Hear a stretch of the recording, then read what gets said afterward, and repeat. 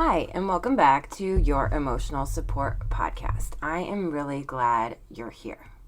There's something about this time of year that invites a reset. We start opening windows, clearing out closets, letting fresh air in. And it got me thinking, we're pretty good at cleaning out our physical spaces, but we don't always do the same for our internal ones.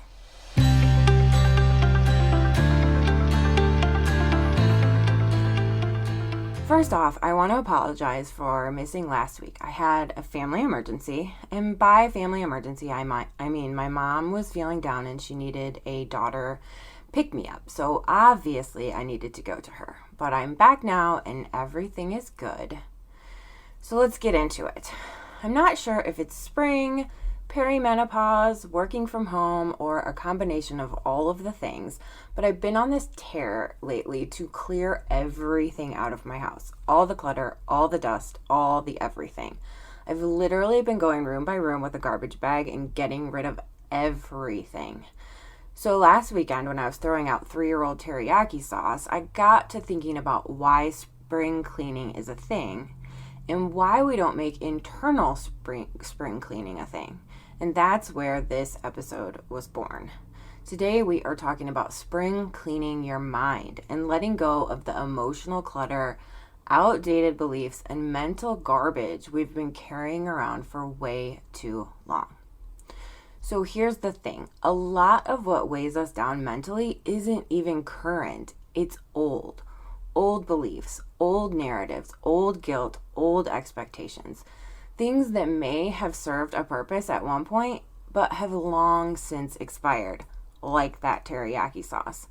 And yet we keep carrying them, not because they're helpful, but because they're familiar.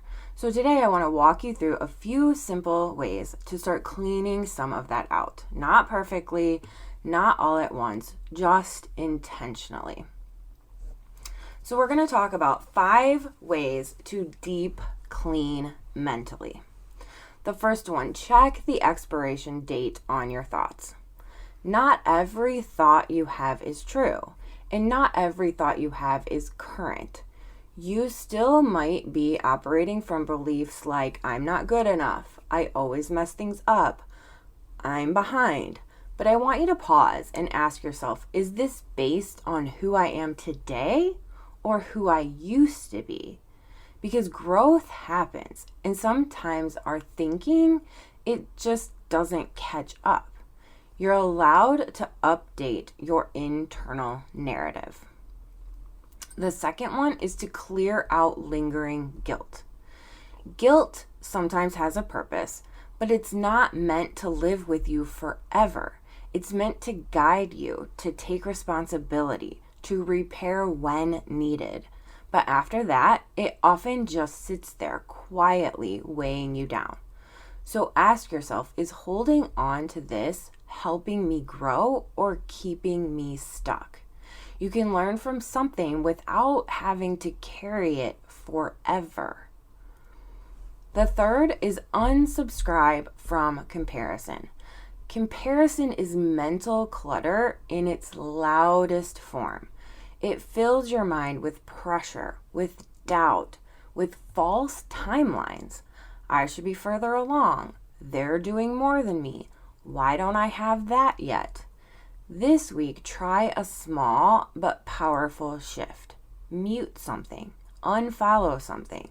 Take a break from something that makes you question your worth. And remind yourself there is no universal timeline for a meaningful life. Number 4, toss the shoulds. I should have it all figured out. I should be doing more. I should be somewhere else by now. Should is one of the heaviest words we can carry because it creates pressure without clarity. Instead, try asking, what do I actually need right now? That question is grounded, it's honest, and it leads to action that supports you, not shamed you. Another thing I'd like to add in this category is the word yet, and I've done a whole episode on the word yet. Okay, it is a powerful word, and it replaces that word should. So instead of saying, I should have it all figured out, You can say, I don't have it all figured out yet. Okay? That gives you a place to go. All right? Number 5, keep one small promise to yourself. A deep clean, it doesn't happen in one day, right? I'm taking that garbage bag from room to room, but I guarantee you I'm not going in every room in one day. I'm taking it day by day and doing like one room per day or one part of a room per day. It happens, this deep cleaning happens through small, consistent actions. So pick one thing, one small promise. Drink more water. Step outside every day. Get rest earlier. Say no. And here's the key, follow through.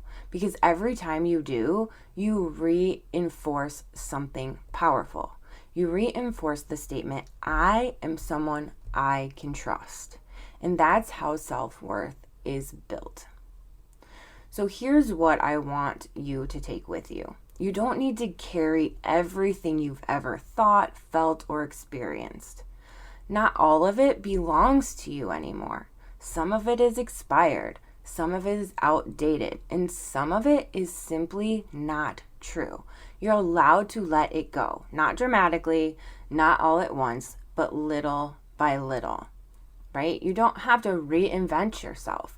You just have to let go of those things that don't make you anymore. As you move through this week, I want you to ask yourself, what is one thing I'm ready to release? Just one. That's enough. You don't need a full transformation. You just need a starting point. I am so glad you're here, and I wish you the best on your spring cleaning, externally and internally. And I will see you next time.